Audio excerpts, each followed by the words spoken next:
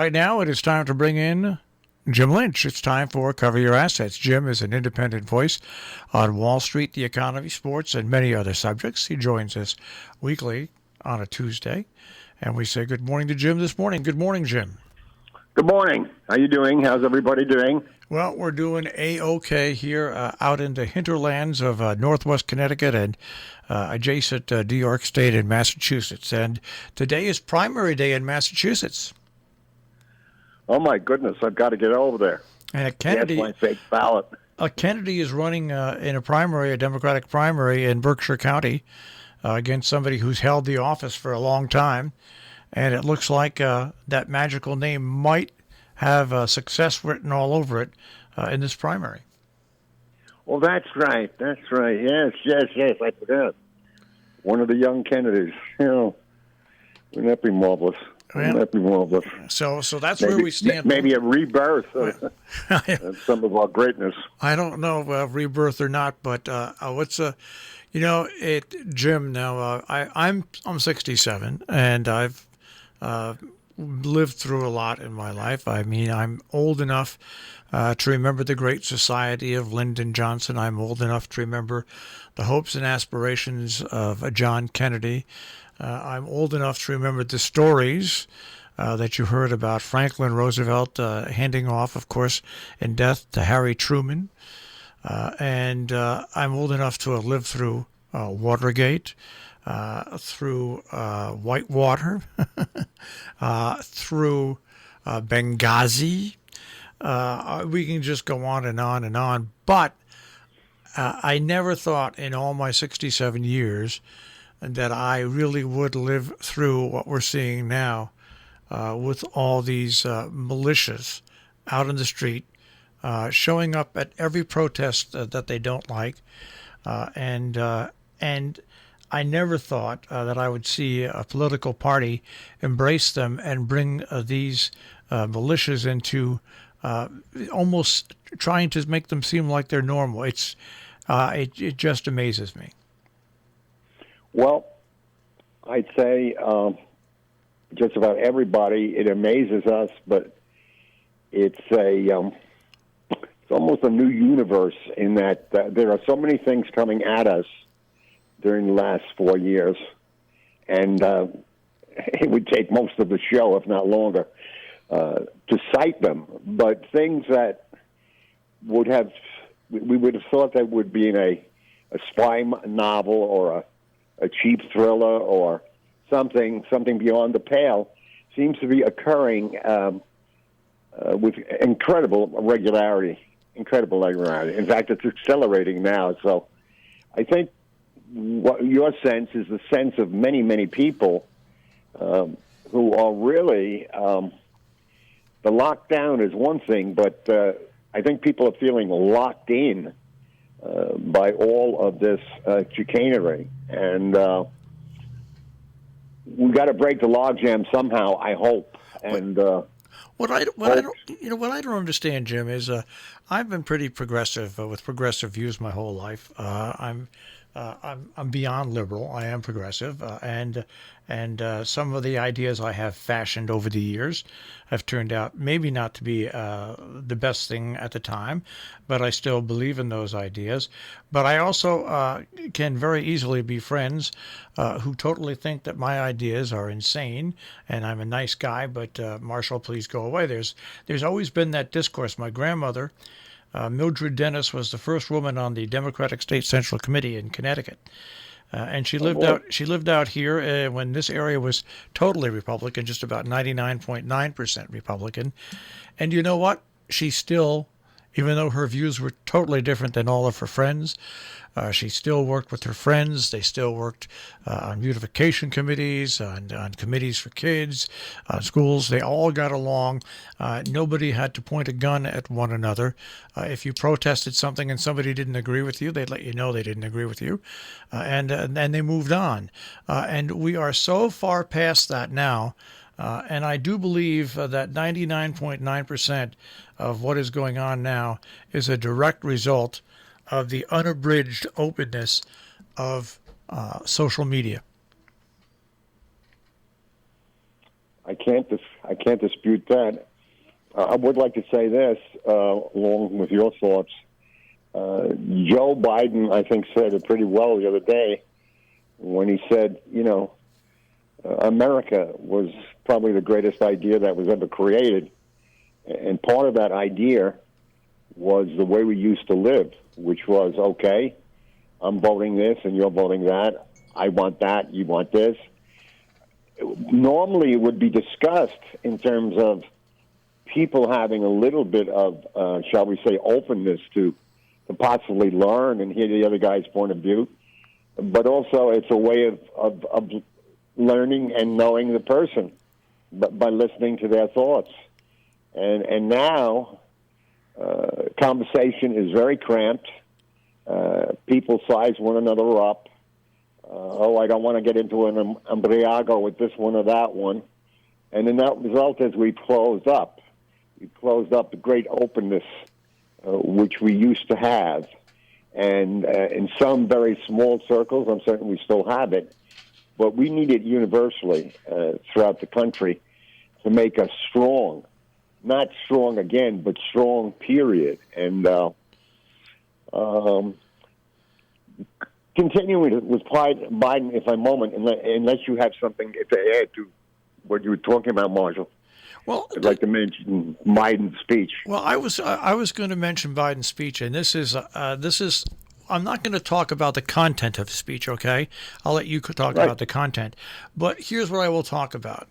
It is the first time in 3.5 years that we've seen a presidential type of speech with the presidential decorum. Now, you can say what you want about disagree or agree with Joe Biden's what he had to say. But what's more important sometimes about a president or somebody running for president is how they say it. Now, you can look back before Donald Trump, and you can look at Barack Obama, you can look at George Bush, you can look at his father, you can look at Bill Clinton, you can look at all these presidents. You can even go back as far, if you want to, as Richard Nixon and Lyndon Johnson.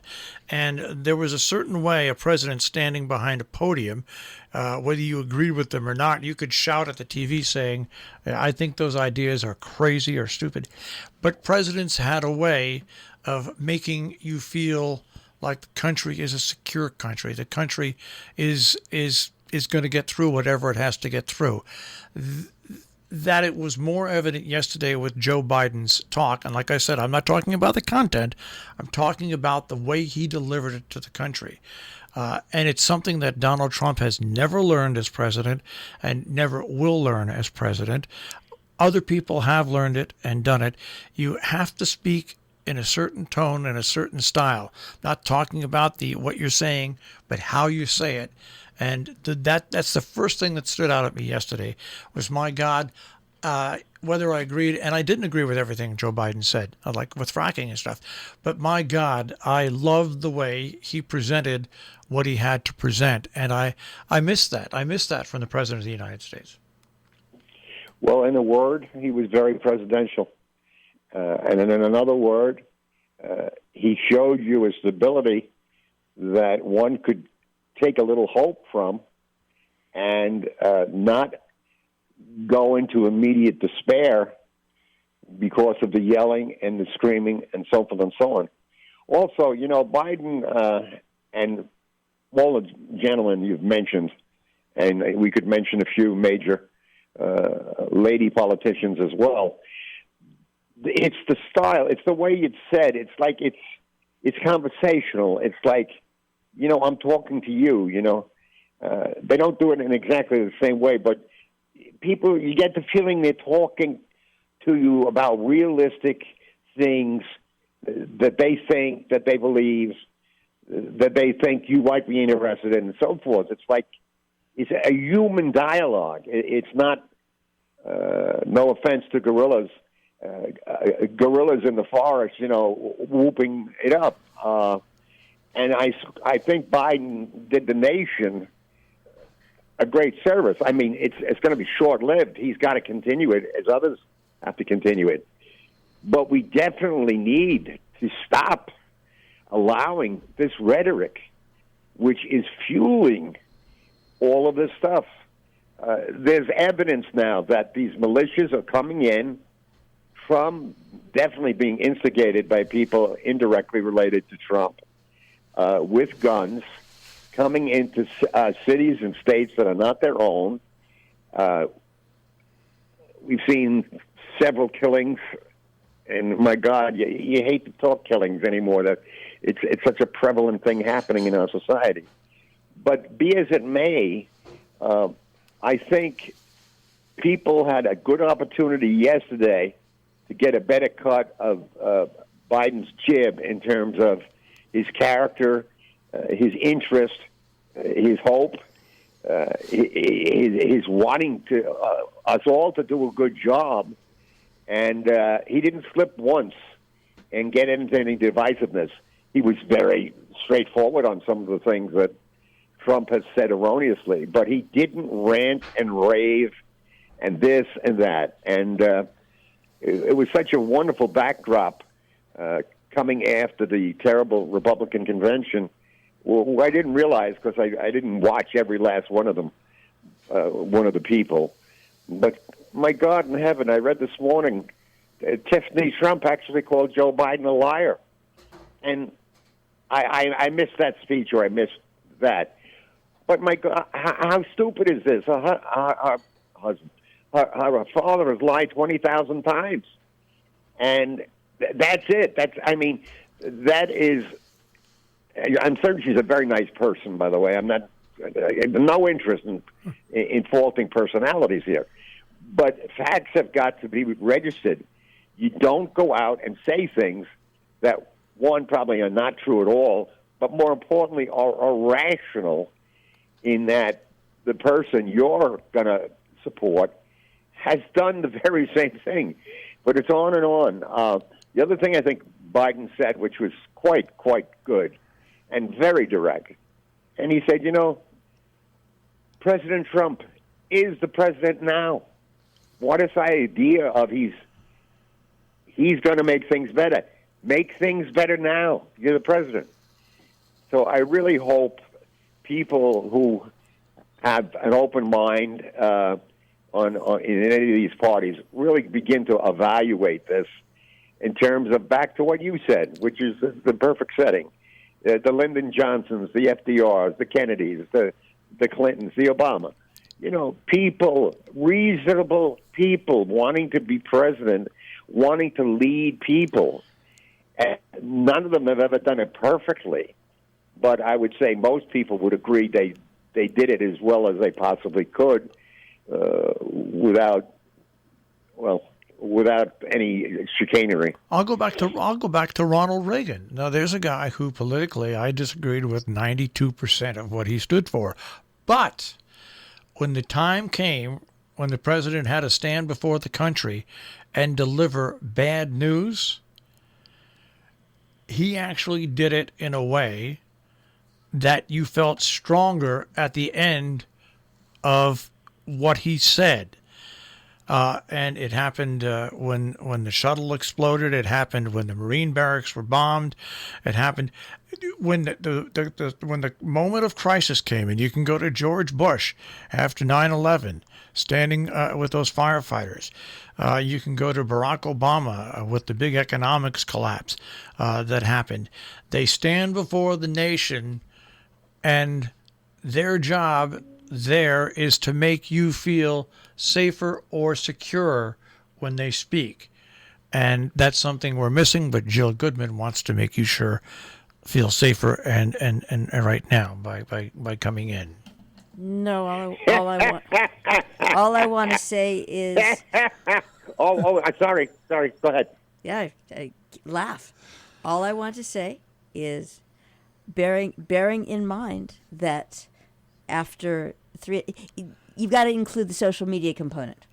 We have, which you did, and I'm just saying, the discussion about things have become so personality driven at this juncture, that it is and people have been so encouraged to express their issues and loathing that I'm not sure you have you sit down with an audience. I don't know that you got the same thing. Yeah, That's you the do, only thing I because wanted to say. social media was it was still strong, and George Bush, who I didn't agree with a lot of things that he did, Any? gave a magnificent speech, after 9/11. Right. It like I said, did it cure anything? No. Did it make you feel better as an American? Yes, and like I said, it happened with George Bush's father during the war to kick Iraq out of the oil fields. It happened with Barack Obama. It happened with Bill Clinton. I mean, they had a way of speaking to the nation that for that moment, I can't say on social media because social media distorts everything, but for that moment when you're watching them and the rest of the world watches that clip, you feel good about America. Now, maybe that's looking through rose-colored glasses, but you know what? That's what I want from my president. I want my president to make me feel a little more secure, a little more relaxed in knowing that, you know what? Everything's going to turn out all right.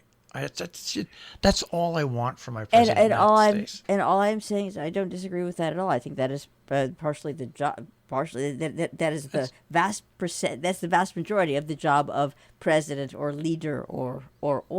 But what I am saying is, in a situation that is this polarized, can anybody? This is a broader question. Does anybody sit down being willing to feel good? Or do they sit down going, well, I despise you and you're opening your mouth, so go jump in the lake? Yeah, I think they can. Barack Obama managed to cover that curve, and I think George Bush managed to cover that curve after 9/11. But it's neither here nor there. It's not what we have now, and it's not. I'm not insulting Donald. Donald Trump is a man that owned his own business. He was his own boss. He is going to be who he is. He's not going to be presidential, and we have to learn to live with that. As hard as it is, but it becomes more apparent when you see other politicians that can deliver that message, and there are Republicans. Mitt Romney, when he speaks, is a very calming influence. Whether you agree with what he says or not, very reasoned, very calming. It's not just it's not men either. It's men and women. There's a certain thing that they realize that is a major part of their job, which Jill just pointed out, which is above all, make the country feel good about themselves. The word you used, Jill, was leader. And all of these people not only were leaders, but they wanted to be leaders. They were proud to be leaders. And the character that they brought to the office, some better than others, aspired to that role. They wanted to be a leader. They wanted to help people. They wanted to calm the nation. They knew that was part of their job. Just like a lieutenant or a captain in war, in his battalion or his group. He knows that he has got to buck his troops up. That's his role as a leader. And that's what we have seen, thank God.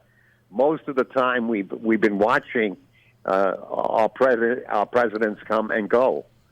And this is not to cast aspersion. It is a fact, though.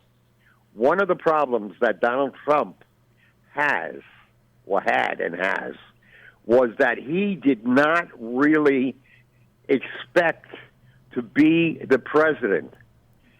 Yeah, he wanted it, but he wanted it for personal gain, advertising who he was and his business. And when he got it, the presidency, his psyche wasn't able to handle it. He wasn't able to get into the role of leader. He continued, as Marshall said earlier, he had his own business, and whatever he said went, and this and that and the other thing. And let's just leave it at that. It's something beyond the smartest guy in the room when it comes to leadership. It comes to a sense of people, a sense of purpose, and the ability to say that in a way that people believe you and understand it and follow. When you give people information where they can see there's a self-centered motive behind it, even if the rest of your message is great, you've sullied it. You're not going to get through. You're not going to be able to be a true leader. All right. Well, guess what? We've let ourselves right out of time. I can't hear you, Marsh. Guess what? We've let ourselves right out of time. How did that happen? Well, thank God Jill came in, Second shift. It's just, it's actually third shift. It's Oh, worse. that's good, man. Hello. Oh, Sorry boy. about that, You don't folks. mind us pulling your leg, do you? No, I've got no sense of humor. Okay, Jim. We'll check with you All next right. week. I love you both. You have a good week. I'll talk to you next week. Take care. Thanks. Jim Lynch and Cover Your Assets this morning here on Robin Hood Radio.